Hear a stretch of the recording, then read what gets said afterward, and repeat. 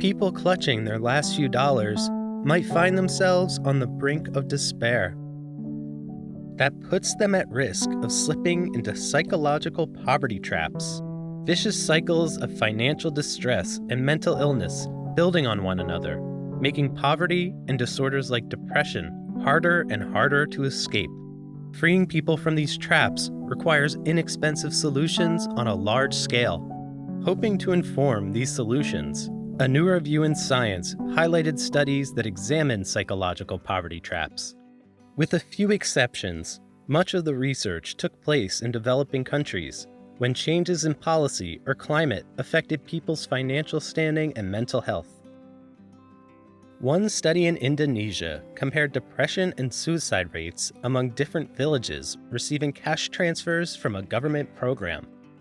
A model based on census data estimated 1,065 fewer suicides occurred in the villages that were first to get cash.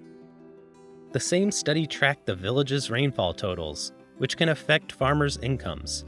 Villages that got lots of rain had less depression and suicide than drought-stricken areas.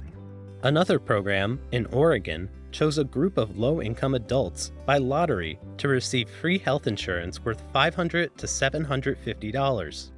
After a few months, insurance lottery winners were 25% less likely to have depression.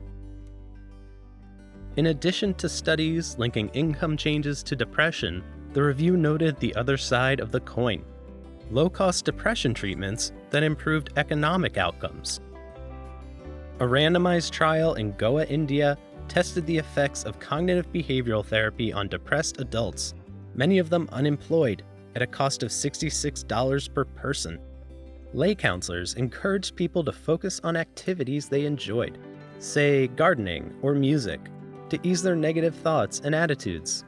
A control group of other adults received more traditional medical attention, such as primary care visits.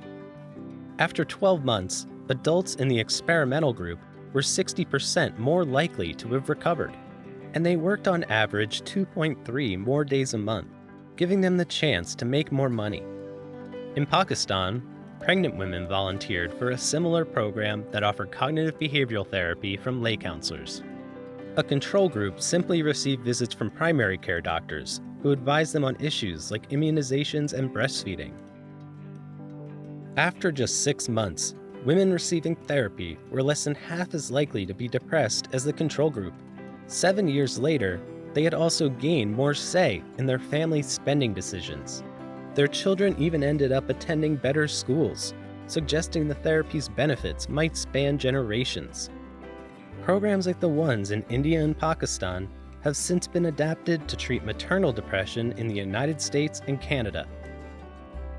The review's findings indicate that policy has a real effect on breaking psychological poverty traps, a reminder that it's possible to intervene and reduce mental and financial hardship.